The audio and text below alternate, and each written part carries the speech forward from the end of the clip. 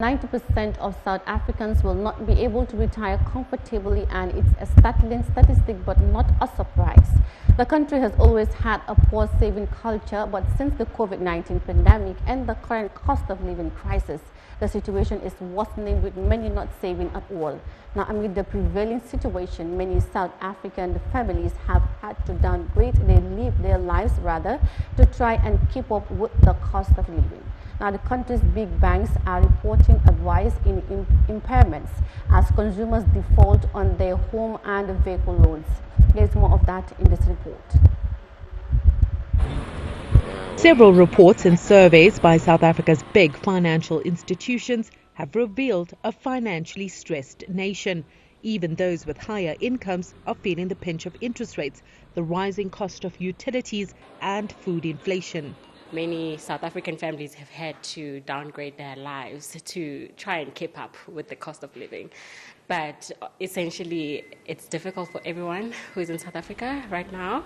And I can speak for myself and my family that we've had to nip it down a bit just to survive. One survey showed that South Africans spend the bulk of their salaries just a week after receiving it. And most of the money is going towards food, transportation and utility bills. Long-term goals like saving for a new house or retirement have taken a back seat. Since November 2021, interest rates have gone up 10 times. And what that means for your average consumer is that if you're servicing any kind of debt, the cost of doing that has gone up by at least 4.75%.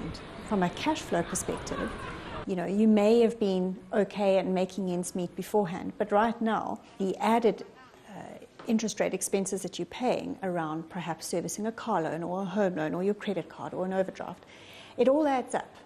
And suddenly people are finding themselves in a position where they're not making it through the month. The Sanlam benchmark report found that over 60% of people are anxious about their finances, while close to 90% of workers are financially stressed. Most of the country's big banks are reporting a rise in credit impairments as consumers start to default on their vehicle finance and home loans. This is largely as a result of people not having enough savings to access during tough times. According to Deloitte's 2023 Investment Management Outlook, South Africa's savings rate is sitting at a mere 0.5%, way behind its emerging market peers, Brazil at 16% and India at 10%. That's the cost of living increases, the cost of food, the cost of transport, the cost of fuel. And you can clearly see a deterioration in that segment of the market as well. So the interest rates and inflation rate have impact across the whole market. Financial experts are urging consumers to pay off debt and prioritize savings, no matter how small. Samishra Nadu, CGTN, Johannesburg, South Africa.